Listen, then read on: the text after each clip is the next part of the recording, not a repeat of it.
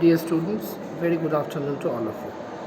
So last time we were reading Mysterious Visitor Part 1, and there we have seen that there is a scary scientist with a scarier behavior. He reaches a town, he hires a room in the inn.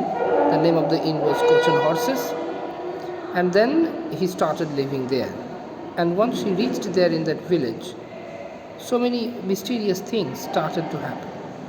There was a sporadic incidents, occurrences of mysterious things like the burglary in different houses, especially the vicar's house. And people started suspecting him of all these mysterious things, all these burglaries and all other things that were happening there in the town Ipi. So he was visibly angry, uncomfortable while staying in the room in that inn because he had not paid for a long time, and there was no one to pay heed to his orders that he needs some food or any other things. So we have seen that he was very much angry. He was breaking bottles inside the room, and at last the landlady came and she asked him of the money, asked him for the money, the due, to clear all the due, and only then you can get your order served or carried out. So at that he said that, okay, some money there is in my pocket, I can give it to you right now. Let my money reach here, only then I can pay you full. Then it was surprising even for Mrs. Hall, because last time Mrs. Hall asked him for the money, for the rent. He said that I cannot give it to you because I don't have money.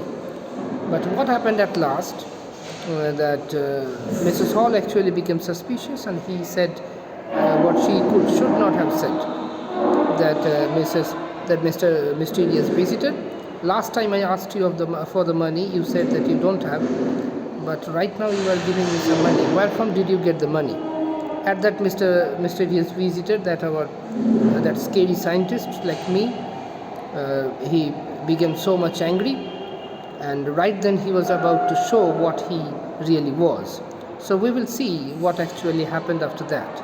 So here, once there was a heated argument, altercation in between Mrs. Hall and the mysterious visitor. So mysterious visitor decided to show himself what he really was. In order to do that, the first thing he did, that he took his nose, the false nose which he used to attach.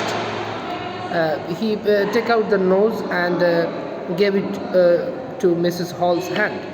Mrs. Hall was first surprised. Then she looked at her palm, and when she discovered that this is the pink nose of the mysterious visitor, he was really very frightened. He shook it off, and then he cried in astonishment and in fear. And then one by one, mysterious visitor was taking off his bandages, his wig, his sunglasses, and all other things. Remember here, I might ask you the sequences of events. The thing mysterious visitor took off sequentially, I might ask you to name those things. Okay, that what was taken off first, and then what, like that. You have to remember all these things sequentially.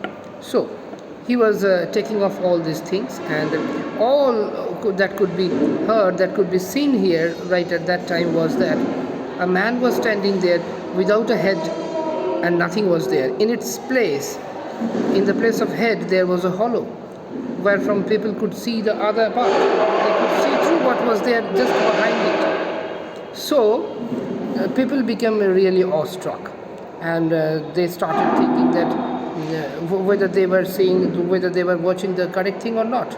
Was they in their senses, or have they lost their senses? But it was true. It was true like any other thing which was present there. So people became so frightened at it. Mrs. Hall, she cried a lot, and she left the room.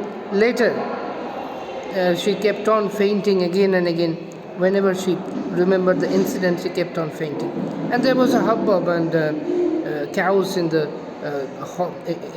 particular inn, and people, they were desperately trying to get out of the inn. And all of a sudden, there was only one door, and all the people wanted to get out of the room at once, and it was blocked. People who were there outside that inn, they could see all the people who were there inside, they were desperately trying to get out. So this actually triggered their curiosity. So they rushed there, and at the same time they wanted to get into the room and see what was happening there, so that all these people are coming out. So there was total chaos occurring in that particular room of the inn, Coach and Horses, because some people were there who were trying to come out of the room, and some other who were sitting outside, who were standing outside, they were trying to come inside. So there was a lot of confusion. Amid such confusions, there were three persons who reached there in order to see what was happening there. Who were they? They were Mr. Bobby Jeffers. First there was Hall. Again the sequence is mentioned here. First there was Hall, who was visibly very angry, and then it was Mr. Bobby Jeffers, who was the policeman, and there was the Wedges, who the blacksmith. So they were coming to take the visitor to prison. So now these people actually, when all these things were happening, Mr. Hall, he went to police. He informed the whole matter to them, and then he was coming with the police accompanied by Wedges, the blacksmith, Sandy Wedges.